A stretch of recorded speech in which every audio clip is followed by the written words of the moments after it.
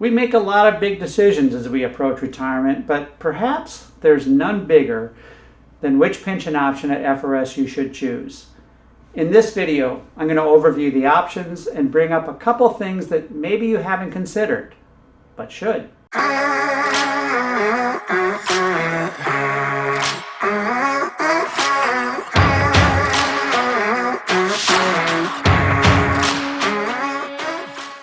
Whether you are single or married, everybody has at least the choice of option 1 or option 2.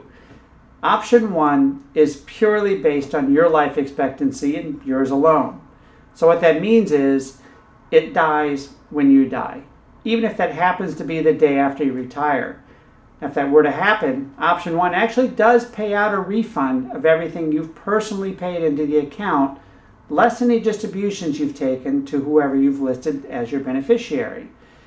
That payout amount your beneficiary would receive is that 3% of your paycheck that you've been contributing into your pension plan over the years.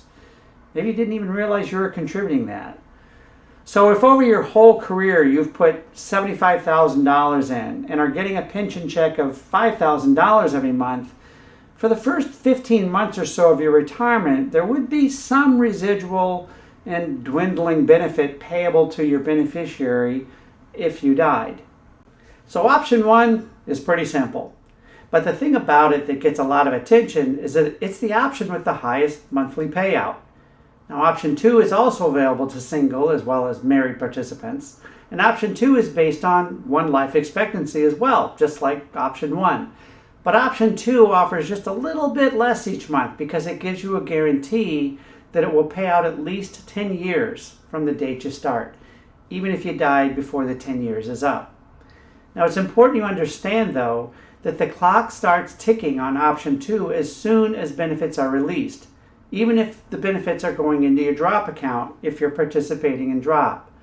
So if you are in drop and do a full 60-month drop, then when you actually leave employment, there's only 5 years left on that 10-year payout.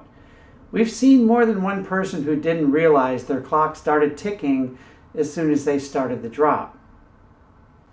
If you're married, there are 2 more choices that you have, in addition to options 1 and 2. Option 3 is based on 2 life expectancies and pays the same monthly payout, with whatever applicable cost of living increases there are if available, as long as either of the 2 of you are still alive. Now, it can't be just any 2 people. That second annuitant has to be either a spouse or a naturally or legally adopted child who is either under age 25 or is physically or mentally disabled and incapable of self-support, regardless of their age. It can also be any person who is financially dependent on you for 1/2 or more of their support and is your grandparent, your parent, or a person for whom you are legal guardian. It gets a little complicated.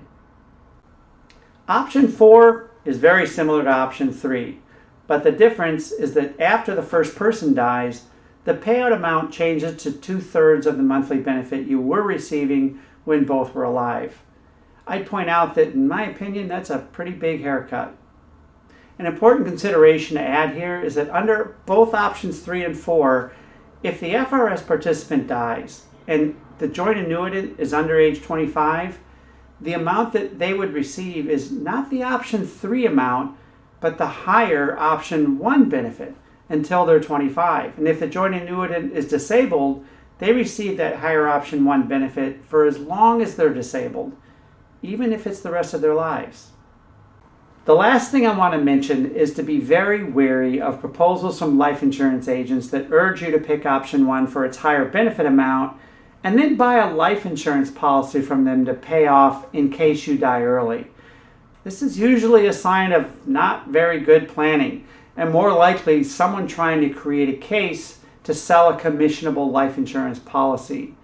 If you get such a proposal and it's seemingly too good to be true, it probably is too good to be true. Give us a call and we'll be glad to give it a second look for you. Remember, we don't sell life insurance, so we've got no bias there. We also talk about this tactic in a couple of our other videos. Bottom line, we've seen a lot and talked to many pre-retired special risk FRS participants about which pension option is best for them. Want to talk it over with someone that won't try and sell you a financial product? Give us a call.